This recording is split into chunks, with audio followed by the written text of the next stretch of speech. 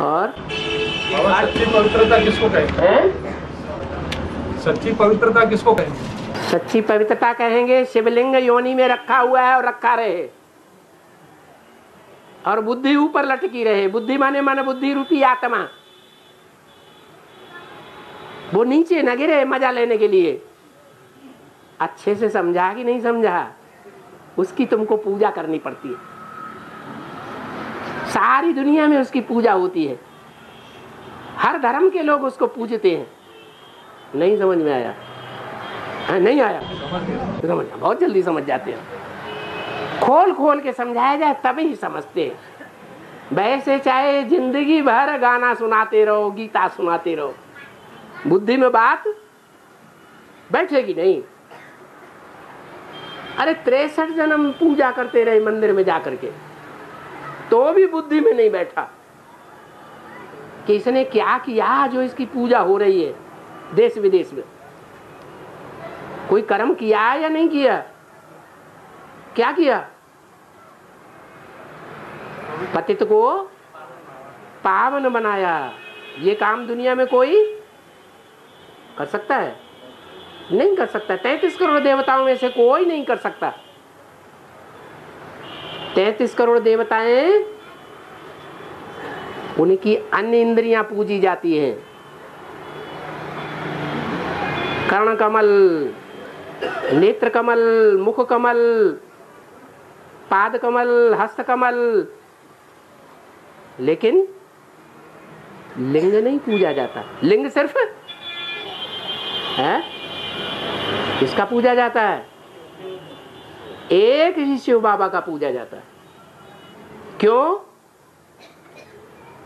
क्योंकि कन्या की भी जब शादी हो जाती है तो वो अपने कुल की परंपराओं को आसानी से क्यों भूल जाती है?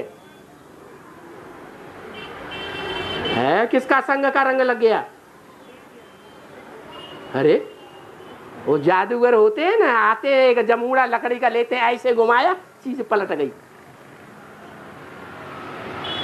तो ये कन्या के संस्कार कैसे पलट गए बड़े आसानी से? अरे कोई संग का रंग लगाया नहीं लगा? हाँ नहीं कहेगा। अरे बोलते काहे नहीं है? हाँ लगेगा ना। हाँ तो ये काम संग के रंग से और ऐसी इंद्रिय के संग के रंग से जिसे जीतना संसार के बड़े बड़े धुरंधरों को बहुत मुश्किल पड़ गया, असंभव ही हो गया। क्योंकि इंद्रिय जीते। कौन सी इंद्रिय? काम इंद्रिय जीते जगत जीत, कोई नहीं जीत सका। वो एक का यादगार है।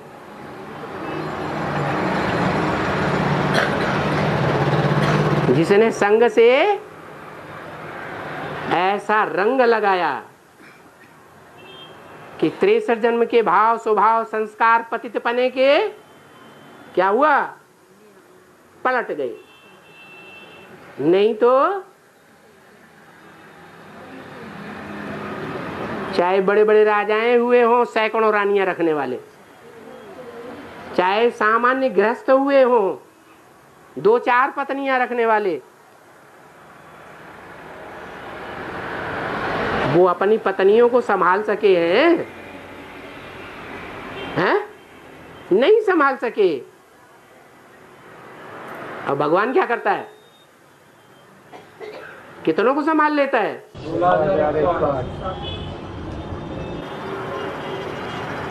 इसलिए उसका नाम पड़ा है भगवान।